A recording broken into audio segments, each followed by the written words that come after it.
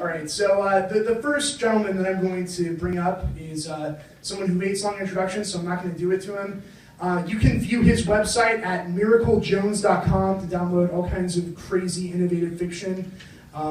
He's a Sagittarius. He is a very private person. Please welcome to the stage, Miracle Jones. Give him a round of applause.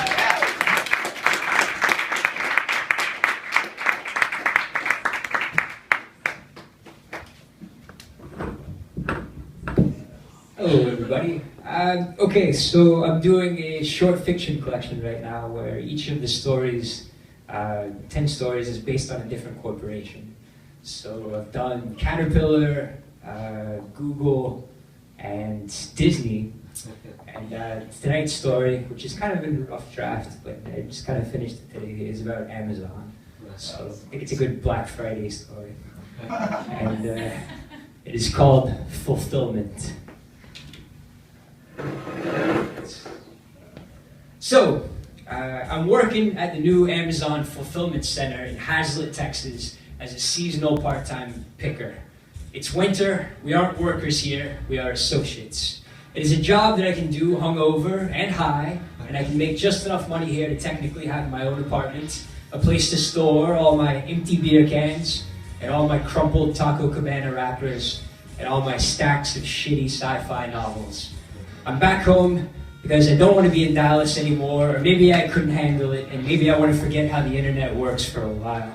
Technically, I'm not even employed by Amazon. Technically, I'm employed by Amazon's staffing agency, a place called Human Solutions. The Human Solutions rep for Hazlet is this lady named Ashley Hood, as in John Hood, as in Fort Hood, as in Hood's Rangers, as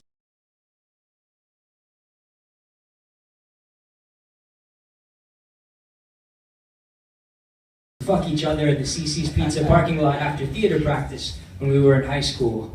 Sex back then was as satisfying as fixing an oily carburetor with your bare hands and then gunning the engine. We were both on the same sad level back then. And even though Ashley has far eclipsed me now, we still have some of the same problems. We reconnected again thanks to this website, Drinker, which is basically like Grindr, except for getting drunk instead of getting laid.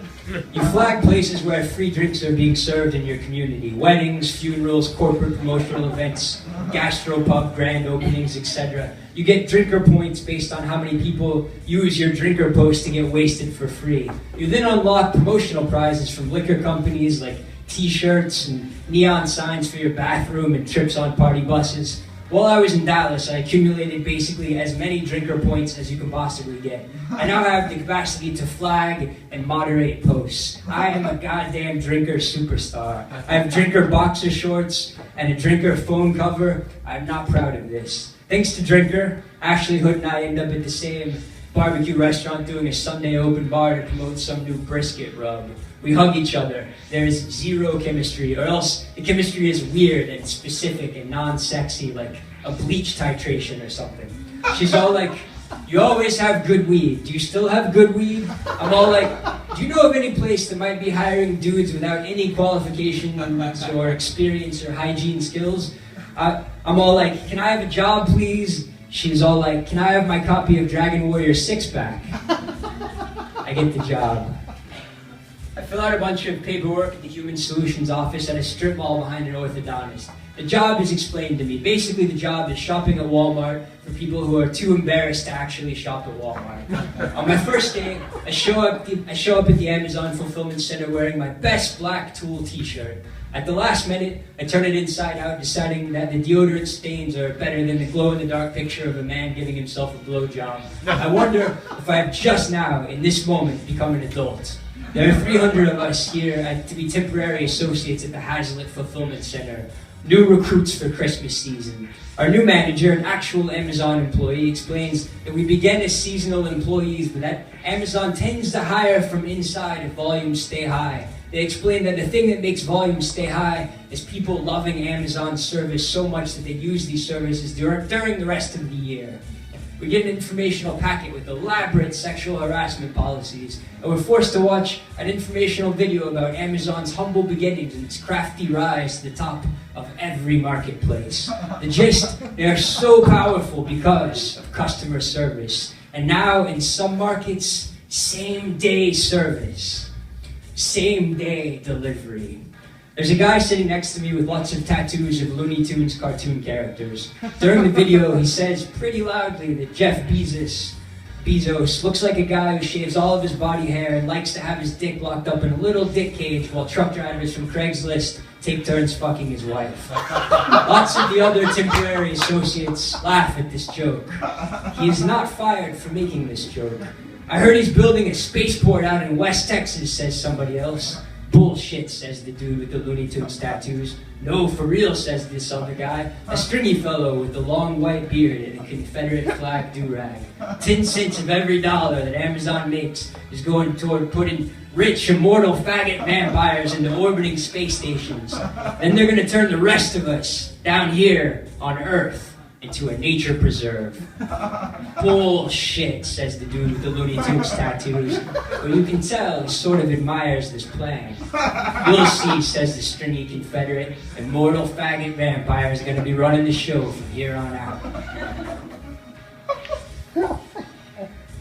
The warehouse is the biggest covered building I've ever been in. It is explained to us that we will not need to become familiar with the merchandise and how it is laid out. We're supposed to follow the trails of millions of LED lights that will light up to steer us where we need to go, from item to item and then over to a pick station. The fulfillment center is covered in conveyor belts that deliver items we find to the sorter, which then dumps the packages out for pickup by trucks that come and go around the clock. I once read a book about cockroaches where they explained that if you put roaches in a maze suspended over a tank of water to keep them from escaping, they will become faster and faster at running the maze if you shock them every time they go the wrong way. Not crazy, but here's the crazy part. Even if you chop off their heads, the ganglia in their abdomen will still run the maze correctly. Even the asshole of a cockroach can be taught to do the job that I now have. We have battered, modified touchscreen Kindles. These Kindles tell us which items to pick and in what quantities. We scan each item with these Kindles when we pick it up, and then again before we put it on a belt. We're told that we can wear headphones and listen to whatever we want while we pick, as long as it is at an appropriate volume and does not disturb others. We're shown where the bathrooms are, and we're told that we get either 2 15-minute breaks during our 10-hour shifts or one long 30-minute break. We're given cards and shown how to punch in and out. We're told that it's okay if we get sick, but if we fail to call in ahead of time, we'll be let go immediately. We're told how many other people have applied for the positions that we now have and who are waiting on standby so they can make enough money to buy Christmas presents for their children. We're told that we are the real elves, that Amazon is the real Santa Claus. When do we start? Asked the guy with the Looney Tunes tattoos. Do I have time to go grab a beer and get laid? You're already on the clock, and you're getting paid right now, says our supervisor, a man named Spivey, who has the bluster, paunch, jaw, shorts, and indecent bulges of a junior high football coach. He wears a tight polo shirt with the Amazon logo over the floppy triangle of his left breast. Now here's something we do a little different around here that you might not find at your other jobs you have had, says Spivey. If you do a good job, you get to scream. It's just a thing that we do different. He waits for somebody to ask him what the hell he is talking about, but no one does. Yep, if you do something particularly great, you might just be allowed to rear back and let out a scream as loud as you want, says Spivey. Let's all try it together, huh? He counts down from 3 and we all half-heartedly scream. He makes us do it again and again until we are sufficiently loud and passionate enough for him. It is 100% just exactly like being on a junior high football team. Round about Christmas, if y'all learn what the hell y'all are doing, you're gonna hear screaming all over the place around here, he says with smug satisfaction. Spivey also introduces us to a woman named Kathy Jane who runs what he calls the book machines. In a dark corner are 10 machines that make so much noise that my chest vibrates and I feel sort of sick. They print paperbacks to order. Hello, shouts Kathy Jane over the churning machine noise. She is not wearing an Amazon uniform. She's wearing a sweater with an 8-bit cat on it. It is an extremely cool sweater. Kathy Jane is about 5 feet tall and about 5 feet wide. I like her very much. Everybody else walks on by, continuing the orientation, but I linger. What are book machines? I ask. What is this empire that you run? Kathy Jane makes me follow her until we are standing behind a wall of cheap hammers, so she can explain. We do print on demand for Amazon Create Space over here, she says. It's called self-publishing. Lots of people want to see their work in print, but they can't get published or don't want to share their profits with a publisher. We print the books up one at a time as a person orders them. You have the best cat sweater, I say. Thank you, says Kathy Jane, looking over my shoulder and turning bright red. Are you a writer yourself, I ask? Am I hitting on her? What am I doing? You seem like a writer, I say. I do a little writing, she says. I mean, I'm not published or anything, but I actually did write a couple books. It's kind of a joke around here. How did you know? Somebody told you, huh? Can I read them, I ask? She pretends not to hear me. I don't ask again. I slink away to rejoin the rest of the group. The items on the floor of the fulfillment center are not in any kind of order. It is explained to us that this is to keep us from accidentally grabbing the wrong one. 2 different kinds of cat litter, for instance, would be on opposite sides of the fulfillment center if they have different SKUs. The job is exhausting and easy. I need to listen to podcasts and try not to make any friends. They all seem like the kind of people who would need a lot of help, and I don't want to help them. I take my 20-minute break and get a candy bar, eat it in the break room where people are watching a basketball game. There are no books to read in the break room, though there is a Golf Digest from last month. I pick up the Golf Digest and start to read an article about how to stop missing 4-footers. The advice is to relax and stay straight. I will relax and stay straight, I tell the Golf Digest in my mind. Kathy Jane comes in and sits alone, eating a sandwich from a bag. I do not jump up to join her, though I want to. We both eat in silence. When she gets up to go, I also get up to go. People sure do buy stupid books, I tell her, trying to make conversation. She smiles at me. I spend most of my time printing up some pretty weird ones, said Kathy Jane. Imagine books that even publishers won't print. They are pretty filthy. I mean, they're just about as filthy as you can get. It's mostly pornography. Amazon doesn't like it, but that's freedom of speech. His truth is marching on, I say. She laughs at me. Why would a writer work here, I say? It seems pretty depressing for a writer. I do it for the discount, says Kathy Jane. I buy a lot of books, and I also get a discount on the books I print. I get a discount on design, and even edits, and even sending books out. It's really nice for me. I don't think I could afford to make books if I wasn't working here. What kind of books do you write, I ask. She is done talking to me. She veers away and returns to her book machines where the noise drowns out all possibility for conversation. Kathy Jane prints all the pornos, said Spivey, putting his hand on my shoulder. She wanted the job. Can you believe that? Y'all gonna be friends? Maybe, I say. Spivey laughs at me. Where are y'all from? He said, fellow like you. I'm from right here in this town, I say. I mean, you can pretty much see the hospital where I was born. I point. He actually looks where I point, even though we are standing inside a warehouse. Amazon does not sell hospitals yet. Where I point, there are words painted on the wall in giant human-sized letters. Obsession, frugality, bias for action, ownership, high bar for talent, innovation. I wonder what bias for action means, but I do not ask Spivey. A week goes by. It is grueling, soul-deadening work. Many people quit after a few days because there are much easier ways to make not very much money. I'm glad it is not summer. The winter is probably the best time of year to be humping around in a warehouse, boxing up Stephen King novels for people. I try many more times to talk to Kathy Jane, but she is very good at evading me. I get the sense that she does not care much for the seasonal help. Seasonal employees probably don't make good allies. She needs to seem above us in order to maintain her position in the Amazon hierarchy. Thinking and wondering about Kathy Jane gives me focus and keeps me sane. People come for a few days, they keep their heads down and listen to music and make what they need to make and then go. It is weird, like working construction, only we aren't building anything. We're just making sure that when people buy a box of soap or a DVD about how it is bad to keep whales in captivity, they get it as soon as humanly fucking possible. Damn all the consequences for this. Because what if they change their mind? Because what if getting it seemed difficult and so they decided to buy nothing instead? One day Kathy Jane comes up to me grinning. She is pinching a silverfish between 2 fingers. It is wriggling. Rock on, I say. Do you want to see something crazy? Of course I do, I say. She takes off. I follow her through the stacks of books, excited to be having any kind of interaction at all with Kathy Jane, the famous Kathy Jane who runs the book machines. She stops, frowning, and seems to have lost her way. Then she finds what she's looking for again. Look at that, she says, pointing beneath the giant stack of Helter Skelter by Vincent Bugliosi. Under there. I get down on my knees and look. That is a big glass jar full of silverfish, I say, standing back up. She giggles. She unscrews the jar and adds her silverfish to it. Whenever I find one, I add it to the jar, says Kathy Jane. They can live for a year without food. I looked it up. I fumble in my pants for my phone. We gotta take a picture for the internet, I say. Maybe we should put it on top of a stack of books. See if we can get the Amazon logo in there. I tap the jar. The next time somebody buys a Mackenzie Bezos novel, we could just dump them all in the box, says Kathy Jane. That's Jeff's wife. She's a novelist. I guess she's famous. Kathy Jane, I say, shocked. You are terrible. You think this place is infested? Maybe, says Kathy Jane. I mean, exterminators come every week. Did you know there are cockroaches on the moon, I say? There's no cockroaches on the moon, she says. Sure there are, I say. And on the International Space Station. They're built for space. They can smell food in 3 dimensions, and they're extremely adaptable. One of the astronauts took some up as pets, and they started breeding, and now the ISS is infested with them. It caused an international incident between India and Russia.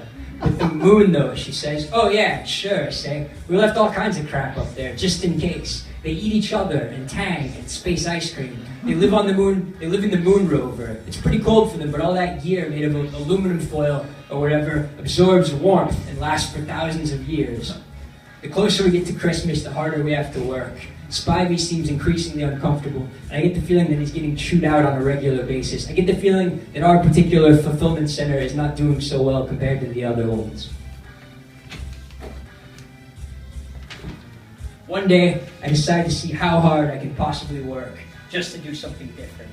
I spend the whole shift grinding away, following the lights, nearly sprinting to put shit on conveyor belts. Anytime somebody says something to me about sucking up, I tell them that I have a bias for action now. I work so hard that I catch Spivey's eye. When the shift is about to end, he comes up to me and puts his hand on my shoulder. He leaves it there while I grin into his face like a giant bastard.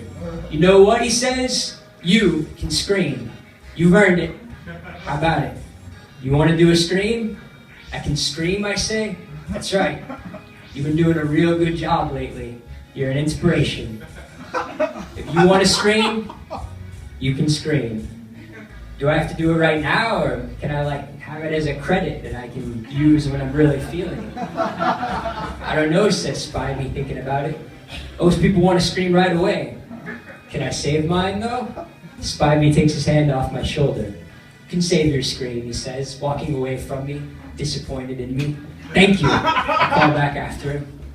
The week before Christmas, I buy Kathy Jane a giant gift basket full of cheese, tea, and smoked meats. I do not order it from Amazon. I present it to her, grinning, wearing my best Cannibal Corpse t-shirt. I got you this cheese basket, I say. She takes it from me, she frowns at it, and she bursts into tears. Thank you, she says miserably. What's wrong? I say, it's a cheese basket. Everybody wants one of these. I know, she says, it is great. I'm getting fired, though. After the first of the year, they're getting rid of me. What? I say, how come? That doesn't make any sense. You run the book machines. I know, says Kathy Jane, but they say they don't need a person to handle the printing at all anymore. They're just going to print them straight to the conveyor belts. There was a meeting here, and they're also going to stop selling adult and erotic titles. That's most of what I do, honestly. I'm not going to get my discount anymore. I don't know what I'm going to do. I won't be able to print my books and ship them out. I won't be able to afford it. She takes off. I follow her through the stacks of books. Oh wait, sorry about that. Don't leave, I say. Make a little fortress in the boxes deep in the stacks. Come out late at night and use the machines to print your books up and then sneak them into the shipping. She laughs. Nah, she says, they got cameras everywhere. They'd find me. I sigh. Well, that's some terrible bullshit. You want to see my books, she says in a tiny voice. Of course I want to see your books, Kathy Jane, I say. She leads me away to her book machine empire, still sniffling. She goes over to one of the machines, which is not currently printing out POD paperbacks for direct sale. I wish I had enough money to buy one of these machines, says Kathy Jane. Amazon bought all the technology so they could sit on it, making sure it stays too expensive for people like me to buy. I would start a coffee shop in Dallas where the book machine was right in the middle. People could come in and print up any book they wanted. I'd print it up and sell my favorite books there. We'd also sell books people brought back as returns, paying $1 a piece for them, to be fair. Instant bookstore. You wouldn't even have to wait the 2 days it takes to get a book shipped to you from Amazon. She punches some numbers into one of the book machines. The machine starts to whir and churn. We stand there side by side in silence. Eventually the machine stops printing. The machine glues on the cover and cuts everything to the proper trim size. She looks at the book, smells it, and then hands it to me. It is called Pussy Patrol 1, the Owl Mixer. It's sex stories, but for kitty cats, says Kathy Jane. I've written 10 so far. The first one is about a Tom named Lester who throws a big party for all the cats, and then things get a little crazy. Oh, wow, I say. Yeah, she says, enough for everyone. Nobody's reviewed them yet on Amazon, but I priced them pretty low so that people who really want them will be able to afford them. I guess I won't be able to do that anymore. I can have this, I say. Take it, she says. I clasp it to my heart. I cash my second to last paycheck. One day, Kathy Jane stops showing up. I try to figure out her address or number, but no one will tell me anything. I look for her jar of silverfish, but it is also gone. Spivey comes up to me the day before Christmas. It is the last day that people can order things and still expect to get them in time for Christmas morning. Did Kathy Jane ever show you how to run these book machines? He says, y'all was friends, right? She showed you how, huh? Sure, I say. I started telling him how they work, but he cuts me off.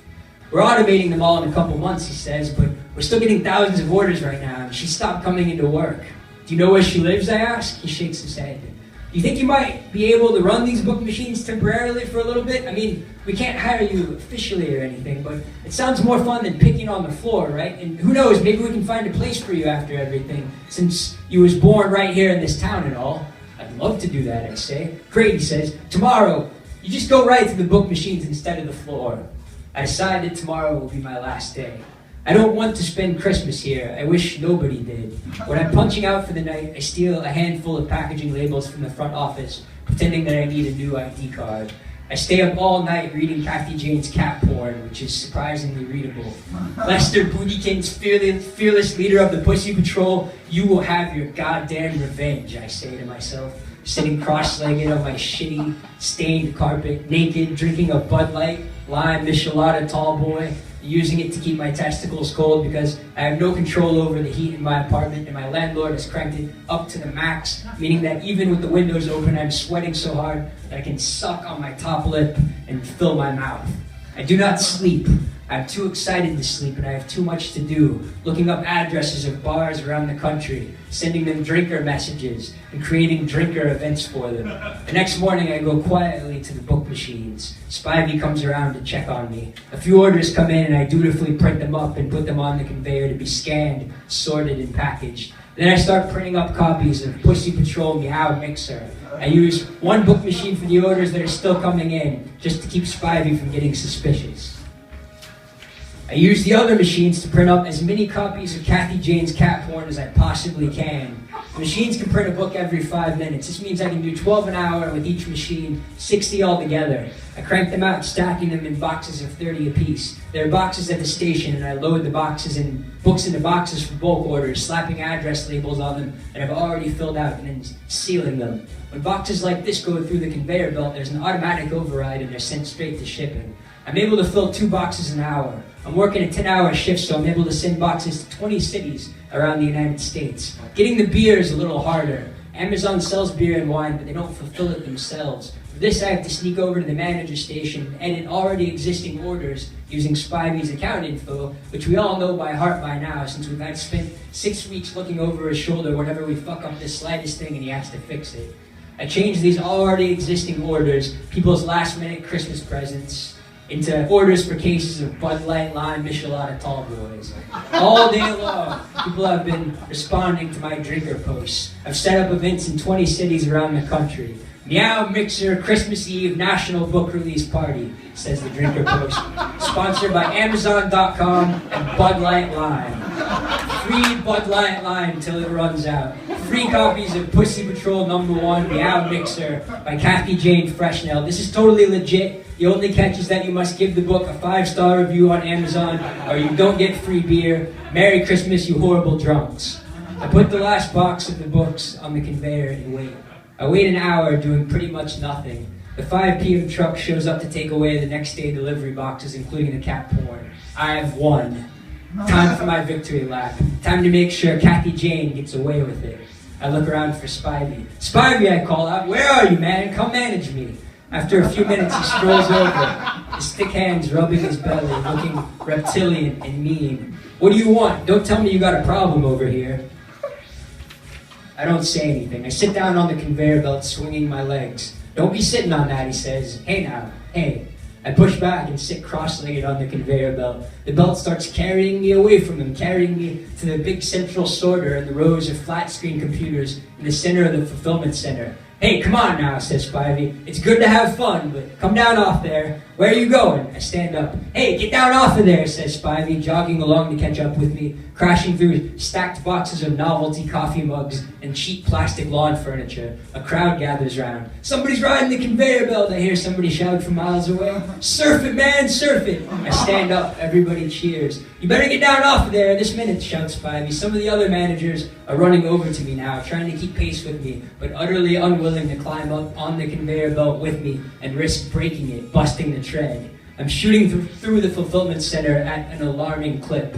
"Same day delivery," I shout to Spivey. I drop my pants. I squat. At first, I panic, thinking I won't be able to do it. But then I remember the best part. I start screaming.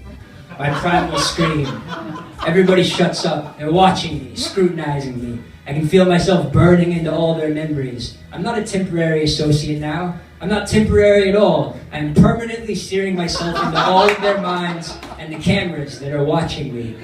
I dry fart a few times, and then I squeeze out a big ropey shit on the conveyor belt, making sure to shit down belt so I don't step on it.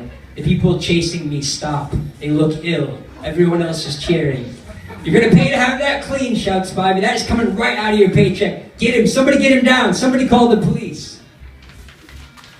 "Don't you dare," says Spivey's boss. "You want a police report on this?" I pull my pants up and run along the conveyor belt, running against it, staying in approximately the same place. "Y'all better catch that shit," I say. "It's heading right for the sorters and the pickers. It's gonna gunk up everything, especially if it gets caught in the teeth at the end and gets smeared along the whole tread. If it gets down there underneath, y'all never get the stink out. And then those sorters are gonna dump my shit all over all those Christmas packages waiting down there. Y'all have to repack everything. Y'all be stalled out for the whole day. But y'all can catch my shit if you hurry. Come on now, hurry, run, go get it, go get my shit." The constellation of managers and security realize I'm telling the truth, though none of them think to simply turn the conveyor belt off. They veer away from me and chase after my rage turd, trying to catch it before it is sucked into the sorting machine and starts smearing along the tread. I wait until I'm free and clear, and then I hop off the belt and run for the doors. Everyone is cheering me, holding their hands up for high fives, which I do not grant. "I got it," shouts Spivey. "Sweet fucking Jesus, it's still warm. Somebody get me a goddamn towel or some of those plastic gloves." I hit the big steel emergency exit doors and I burst through them, the cold night air hitting me like a wet mop on a tile floor. My bicycle is right there where I put it and I hop on, pedaling like mad. I am unemployed again. But I got my money and I did my time. This year, no matter how hard they scrub, there's going to be a little bit of my shit in everybody's Christmas. I feel great, like I used to feel jumping out the window into the bushes late at night in high school and sneaking out to a party in a field somewhere. I know I don't matter in this world. I'm not a millionaire genius. I'm not a brilliant startup entrepreneur innovator, but I can still do things they can never do, and I feel great right now, and maybe all experiences are equal. And they might own everything, and I might never own anything larger than a duffel bag, but gradatim ferociter, goddammit, step by step ferociously. Even if that means walking the wrong way on a conveyor belt, never getting anywhere, never getting properly sorted, or arriving fast enough so nobody complains. Thank you.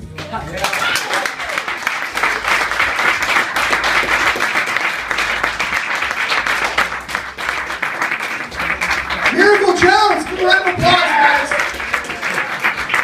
God damn. You really need to go to his website, miraclejones.com. He's got tons of stuff, 3 stories, like you wouldn't believe. It's insane. I'm gonna turn the okay, and also just for trivia fans out there, the music that he selected for this is an extended remix of the Magitech Factory song from Final Fantasy VI, Final Fantasy III for the SNES. So if anything conjures up Amazon, it is that fucking song. So kudos to Justin on